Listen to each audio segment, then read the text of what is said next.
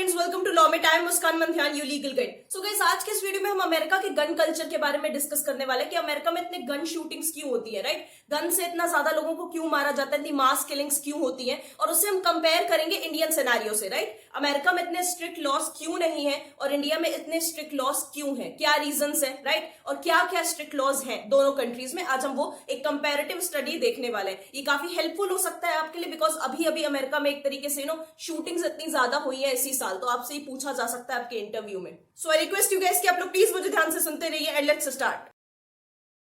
जब अमेरिका में British government का राज था तो इतनी ज्यादा सिक्योरिटी नहीं होती थी, इतनी ज्यादा पुलिस नहीं होती थी लोगों का ध्यान रखने के लिए, तो उनको अपने पर्सनल आर्म्स कैरी करने पड़ते थे, अपनी पर्सनल गन कैरी करनी पड़ती थी अपनी सिक्योरिटी के लिए। ये एक रीजन है, राइट। ये मतलब बैकग्राउंड मैं आपको दे रही हूँ। अब एक तरीके से जो प्रीवियस लीडर्स हुए अमेरिका के या जो भी प्रेसिडेंट्स हुए अमेरिका के, उन्होंने काफी ज्यादा ग्लोरीफाई करके दिखाया है गन कल्चर को, ठीक है। काफी ज्यादा बढ़ा चढ़ा के गन कल्चर को दिखाया है। काफी सारे प्रेसिडेंट्स की फोटोज है गन पकड़े हुए, राइट। इसको काफी ज्यादा बढ़ा चढ़ा के दिखाया गया है। एक तरीके से गन कल्चर ही रीजन है जिस वजह से 4 अमेरिकन प्रेसिडेंट्स का असैसिनेशन हो गया, मर्डर हो गया। अमेरिका के 16th प्रेसिडेंट अब्राहम लिंकन और 20th प्रेसिडेंट जेम्स ए गारफील्ड का मर्डर गन से ही हुआ था। तकरीबन 50 इयर्स पहले जब प्रेसिडेंट लिंडन बेंस जॉनसन का एडमिनिस्ट्रेशन था अमेरिका में, तो उन्होंने कहा था कि गन्स, फायर आर्म्स ही वो प्राइमरी रीजन है जिस वजह से अमेरिका में डेथ्स बढ़ती जा रही है, अमेरिका में क्राइम बढ़ता जा रहा है। और ये क्यों हो रहा है, क्यों ये प्राइमरी रीजन बन गया?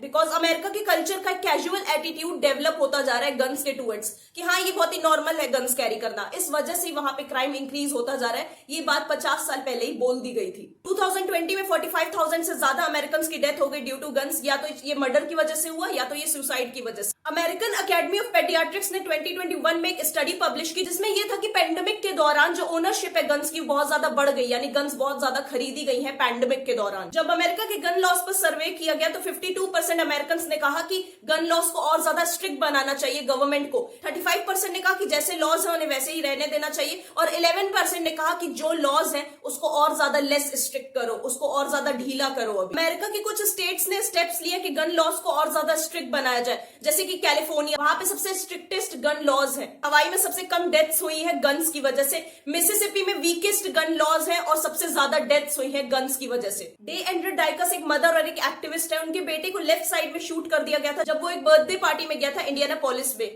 इंडियानापोलिस एक स्टेट है। डे एंड्रे ने बताया कि उनका बेटा सिर्फ 13 साल का था जब उसके साथ ये हुआ, और अब वो 21 इयर्स का है और लाइफ सपोर्ट सिस्टम पर है।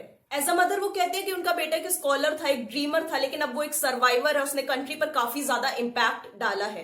टेक्सास, लोवा, मोंटाना, ये सारे कंजर्वेटिव स्टेट्स हैं, और टेक्सास ने कॉन्स्टिट्यूशनल कैरी का लेजिस्लेशन पास किया जो कि ये कहता है कि टेक्सास में रह रहे सिटीजन्स गन्स को कैरी कर सकते हैं बिना किसी लाइसेंस के और ट्रेनिंग के, और ये ओपनली कैरी कर सकते हैं इन पब्लिक प्लेसेस। जो लोग कॉन्स्टिट्यूशनल कैरी के लेजिस्लेशन को सपोर्ट करते हैं वो लोग ये कहते हैं कि ऐसा करने से या लाइसेंस को रिमूव करने से, लाइसेंस की रिक्वायरमेंट को हटाने से हम टेक्सास में रह रहे लोगों को राइट दे रहे हैं कि वो खुद को और अपनी फैमिलीज को प्रोटेक्ट कर सकते हैं। वहीं जो लॉ इन्फोर्समेंट एजेंसीज है उनको वायलेंस कंट्रोल करने में दिक्कत हो रही है बिकॉज ऑफ गन्स को कैरी करने के लिए टेक्सास में लाइसेंस की भी जरूरत नहीं रह गई है। जिस स्टेट में ज्यादा स्ट्रिक्ट गन लॉज है, अगर वो किसी ऐसे स्टेट के क्लोज है जहां पर लेस स्ट्रिक्ट गन लॉज है, तो जिस स्टेट में ज्यादा स्ट्रिक्ट गन लॉज है उसको कोई भी फायदा नहीं होता है स्ट्रिक्ट होने में। डेविड हेमिंगवे, ये प्रोफेसर है हेल्थ पॉलिसी के हार्वर्ड में, ये कहते हैं कि गन थेफ्ट को लेके, गन ट्रेनिंग को लेके, कॉलेज कैंपस में गन कैरी करने को लेके, इन चीजों को लेके रिसर्च ही नहीं हो पाती बिकॉज कोई फंडिंग ही नहीं मिलती है इन चीजों के लिए। गवर्नमेंट अकाउंटेबिलिटी ऑफिसर ने अपनी रिपोर्ट में कहा है कि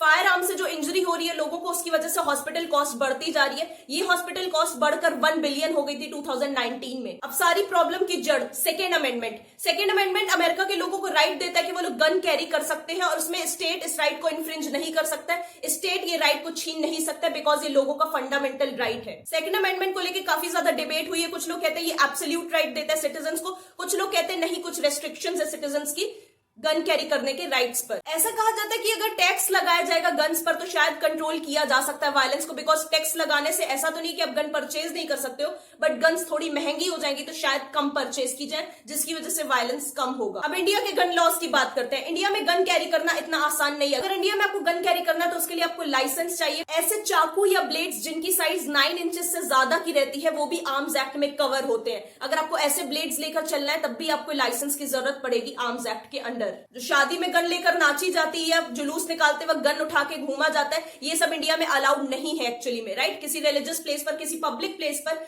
जहां पे बहुत सारे लोग हैं, आप गन लेकर नहीं जा सकते हो।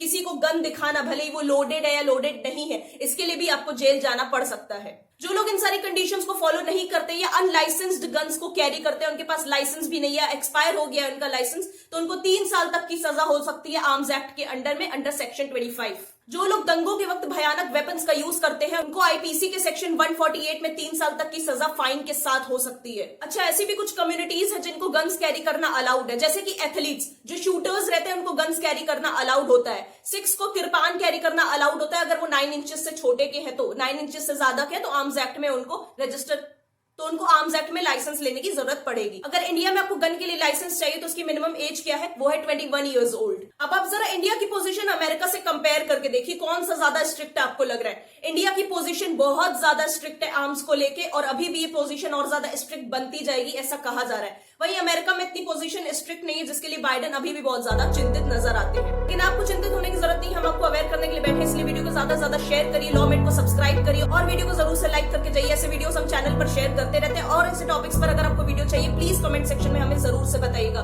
लॉ पीप्स हमारी इंस्टा आईडी, जिसका लिंक डिस्क्रिप्शन में दिया हुआ है, वहां पर डेली आपको अवेयरनेस रील्स देखने को मिल जाएंगे। हमारे टेलीग्राम चैनल लॉ में लीगल गाइड का लिंक डिस्क्रिप्शन में दिया हुआ है, वहां पे बहुत ही क्रिस्प नोट्स मैं अपलोड करती हूँ। So thank you so much for watching this video friends, and we'll meet soon in the next video. Good luck.